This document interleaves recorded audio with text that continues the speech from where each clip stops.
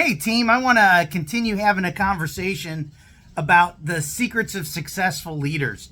So, the next item on that list that I'd like to talk about is develop a clear sense of direction. You know, my mentor, Rich Thawley, specifically talks about fighting the war on focus, right? And you've got to know exactly what you're going for. You got to know exactly, you have to have a clearly defined end game, right? This is what I want. This is what we're going for. And when you have that clearly defined path, then it keeps you from getting, knocked off your course and going astray. You got to know what you stand for. You got to know what you're going for. You got to know what you want and where you're going to end up.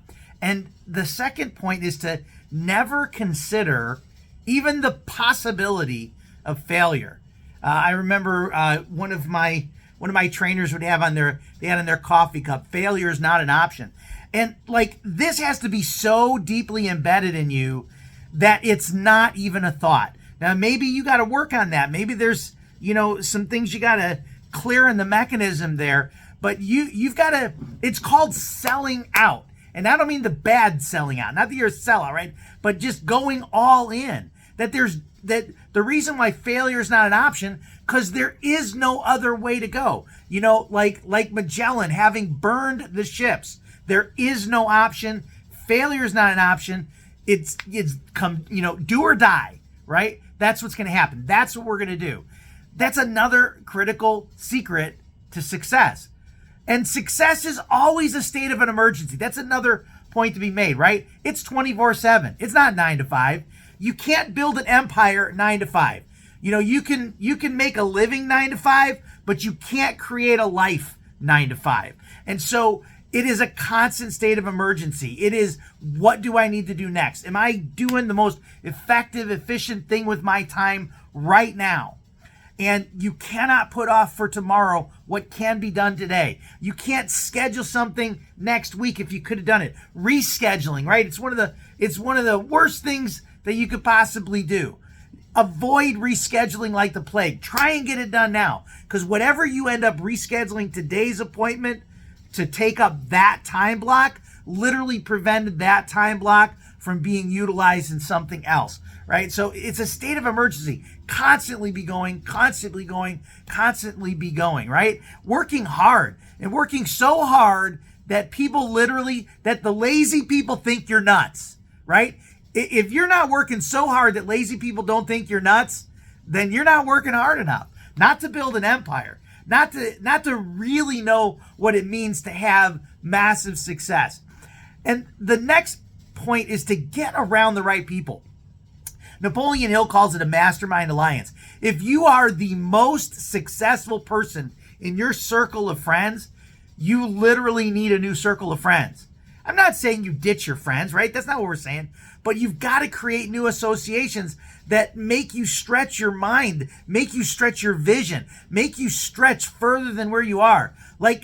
People think that they have in their mind, small thinkers think that your friends should be a bunch of people that are lifting you up and telling you how awesome you are. But you know what? Your real friends are the ones that say, you got more in you. You aren't doing as much as you could do. You need to step it up. You need to get to the top of your game, right? Those are the kinds of associations you want. Those are the people you want to hang out with. And then be teachable. One of the worst things someone comes to the table is when their cup is already full. They think they know it all. Oh, now they know they're not supposed to say they know it all, so it won't be a part of their verbiage, but you can tell they don't take notes. They don't pay attention. They already think they know exactly how it's supposed to be done, right? And the reality is, I've got some examples in my own organization. In particular, I think of Mr. Robert King. He came to our organization with years of commercial banking experience, right? Retail banking, commercial banking, years of experience in the banking industry. And he didn't come here to try and tell people what to do. He came here with his cup half empty. He wanted to learn. He knew that this is a different system. Even though he had an extensive experience and a lot of success behind him, he came here with his cup not full.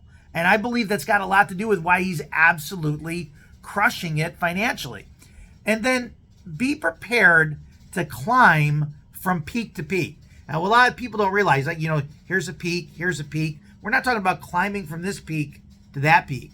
What we're talking about is the way business really works is after a peak comes a valley. And then you have to claw your way back up to the top. Are you willing and ready to claw your way back up from the valleys? That's what it means, climbing peak to peak.